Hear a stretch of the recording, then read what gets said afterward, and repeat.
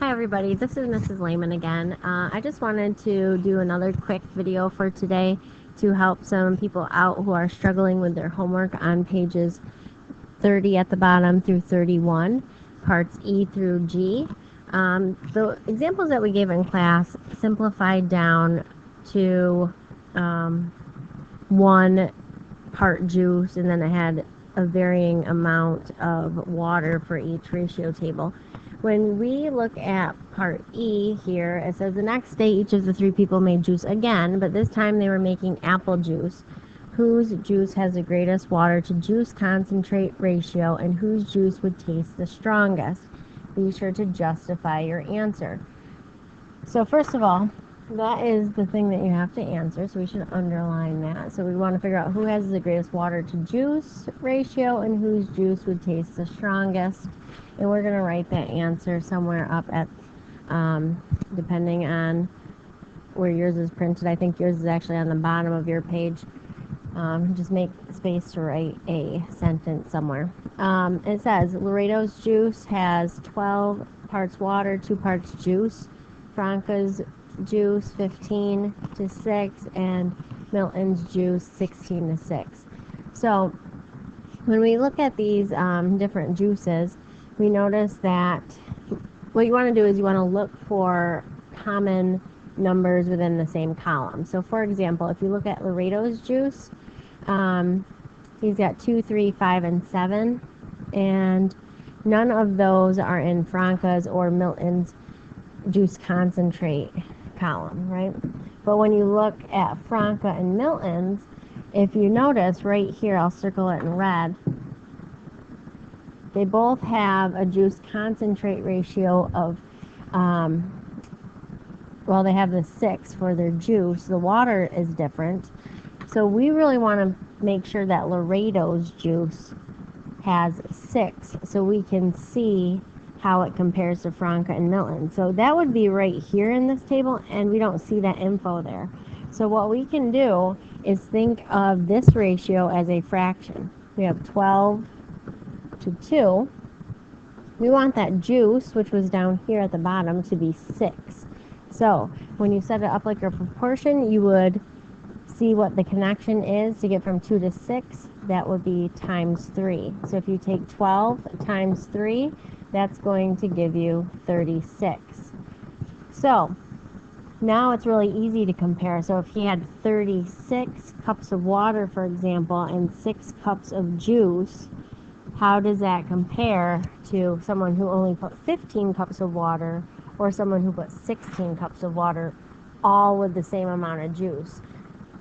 So what you want to now do is put the juices in order from the strongest apple taste. So if you want a strong taste of the juice, you're going to want less water for the same amount of juice.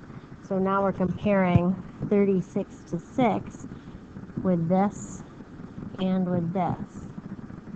All right, so when you look at that, you're looking for the one who has the least amount of water added to it, therefore the taste will be strongest. And then the weakest apple taste would go down here on this line, and that would be the person who decided to water it down the most. So who threw the most water in with that same amount of juice.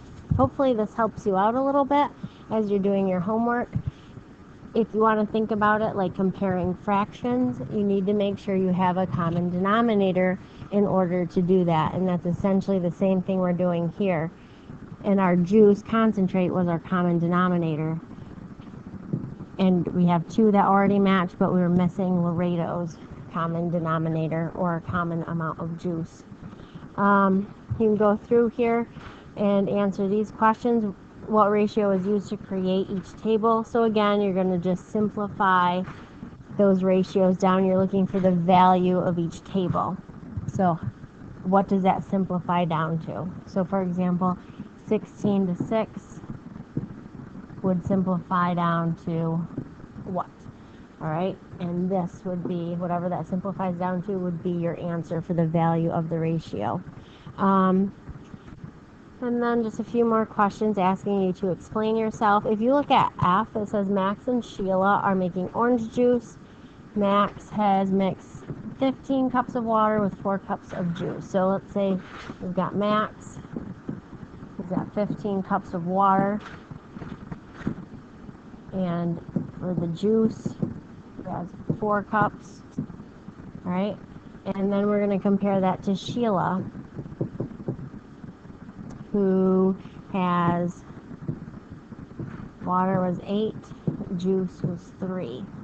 All right, so we want to make sure, because these won't simplify down to 1 part juice or whatever, you want to go through until you have a common number in one of the columns. So if we're adding 15 cups of water for 4 cups of juice, for example, we would do 30 and 8. Throw in another 15 cups, we'd have 45 and 12. All right, so now when we look at Sheila's, you want to do the same thing. Keep scaling this recipe that she has for orange juice up until you end up with something that you can compare. So you're going to look to see, will I land on 4? Will I land on an 8? Will I land on a 12? Or will I get the same amount of water for each? And then you can really pay attention to how much juice is added. But just scale this up a few times. I think you'll find quickly a common number there, and then you can compare the two to figure out which beverage has a higher juice concentrate to water ratio. So you're looking for the person who has the least amount of water for the same amount of juice. Again, not watered down. Let's look at the next one. Victor's making smoothies. His recipe calls for 2 cups of strawberries, 7 cups of other ingredients. So you're going to have your setup like this. Recipe 1. All right, you're going to make a chart, strawberries and other, and 2 cups strawberries, 7 cups other. All right, and then his second recipe, so this is recipe 2.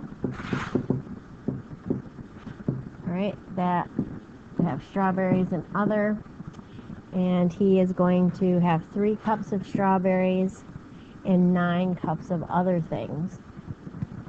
So what you want to do is keep scaling that up. So 4, 14, you can keep going, you keep adding 2 here, while you add 7 over here, same thing over here, 6,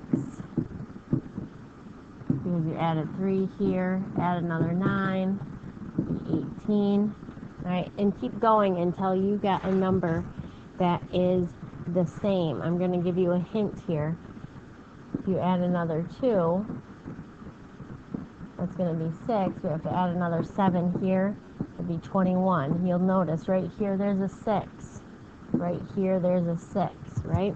So they have the same amount of strawberries, but the amount of other things they added is different. So our question says, which smoothie recipe has more strawberries compared to other ingredients? So you're looking for the one that has a higher amount of strawberries.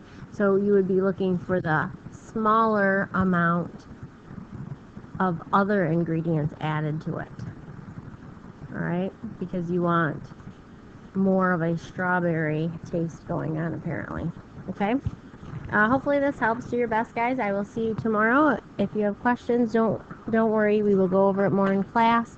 Thank you for watching one of my videos. I hope you like and subscribe to my channel. That's what the kids tell me to say. So anyway, thanks a lot for listening. I hope you have a good day. Bye.